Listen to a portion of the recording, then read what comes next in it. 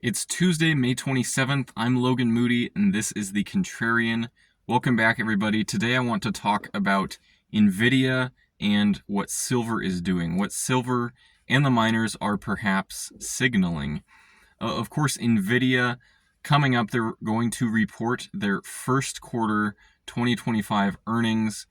The stock market is really anticipating this event. I'll kind of provide my thoughts on this, but Nvidia, of course, is probably the best performing large cap stock of the last 2 to 3 years.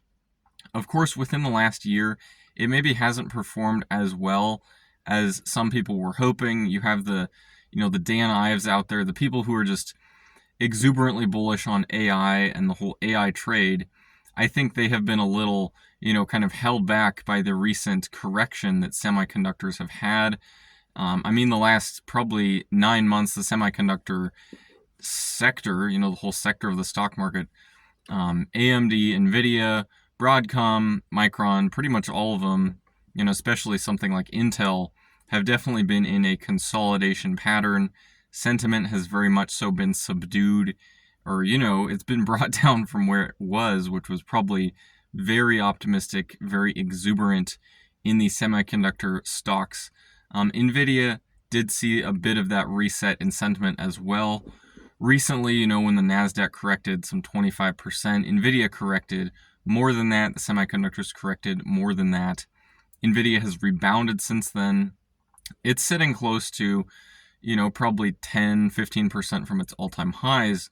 But I think the stock is probably poised to move a lot higher should Nvidia beat earnings. Why I say this is simply coming from where it was, very beat down sentiment, kind of returning to its previous all-time high or just a little below that.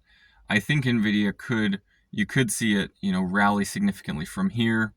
Why I say this in part has to do with a lot of liquidity that's supposedly just kind of waiting on the sidelines, seeing what the result of Nvidia's earnings report is. And, with the earnings report, we'll probably see a lot of analysts, people looking at what Nvidia is forecasting in terms of demand from the Middle East.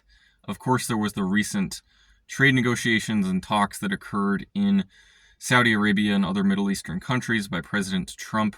And as a result of this, Nvidia saw a lot of at least anticipated demand for their chips coming out of the Middle East.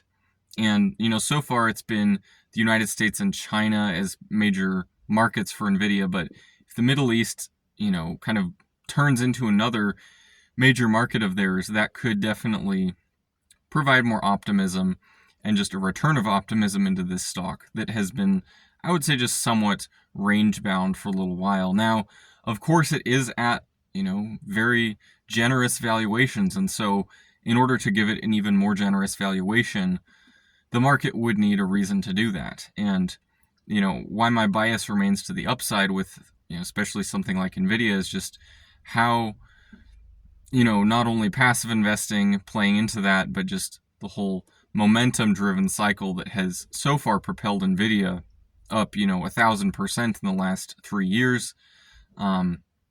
I don't really see that going anywhere. Of course, it's not going to go up 10x from here, but it could definitely go up a good, 50% from here, which would be a significant rally. I'm not saying that would happen in the next few months at least, but, realistically, a long-term target for Nvidia still could be a lot higher from where it is now.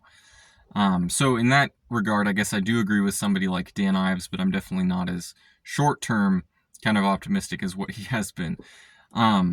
Another thing I really want to talk about, completely unrelated to semiconductor stocks, maybe not completely unrelated because silver is a major component in semiconductors, but what silver and miners seemed to indicate, especially today, but also last week, you did see silver and the miners actually begin to outperform gold, even when gold was selling off, when there was selling pressure. You did see the silver and gold miners start to outperform gold to the upside. And in my mind, what this starts to indicate is the fact that, it's not only gold that's going to start performing well, the silver stocks, gold and silver mining stocks, and silver itself are going to start catching up, which of course has been a long-term thought of mine. I thought that would have happened sooner, of course.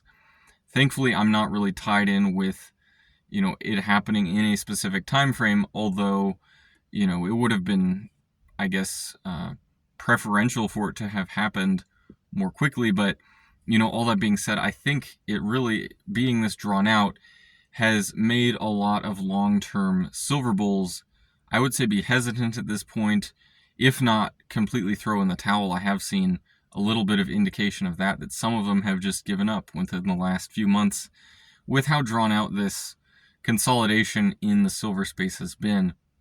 They've seen gold breaking out to, significantly higher new all-time highs. They've seen gold mining stocks, perform decently well, but silver and silver miners especially have been big laggards, when compared to gold. And when compared to everything else, you look at something like crypto, and I think comparing silver to something like that isn't a really good, worthwhile comparison, although it has been discouraging for a lot of the, I would say, people who are very concentrated in silver, kind of relying on that one trade to work out. It hasn't worked out super well for them, at least yet, and some of them did kind of give up as a result. But, in my mind at least, that does indicate that it's probably kind of the final washout has occurred, and I do remain extremely optimistic on silver and the whole gold and silver mining space. Gold might, within the three of those, probably has the most limited upside from here. It has had a tremendous run in the last 2 years. It could easily go past 4,000 this year. It's not that far from it, actually. Its previous all-time highs, 3,500, is not too far from 4,000. So I think it realistically could go beyond 4,000 this year. But, in that time frame, I could definitely see silver going much higher percentage-wise than what gold could do. So my, that's my personal conviction, of course, not giving any sort of tailored advice in any way, but just providing my thoughts. I do think that kind of the last week, the price action has showed that just consistent buying pressure has come into silver and the miners that really wasn't as much there. I especially look at the higher beta miners. They tend to lead whatever the upcoming direction in the overall gold and silver space ends up being. You look at something like IM Gold or McEwen Mining or Harmony Gold. These three have very high beta in terms of volatility. They tend to very much so lead the sector.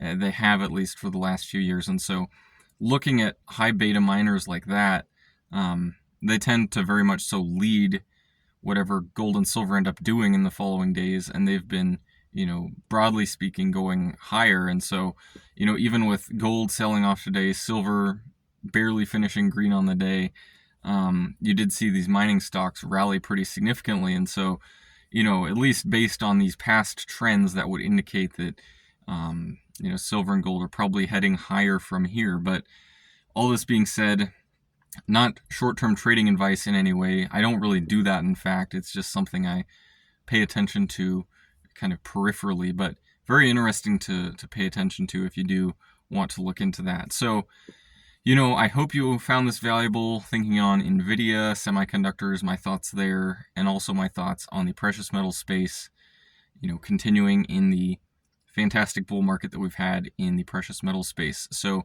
love to know all of your thoughts in the comment section below. Hope to see all of you again at some point. Thank you for watching.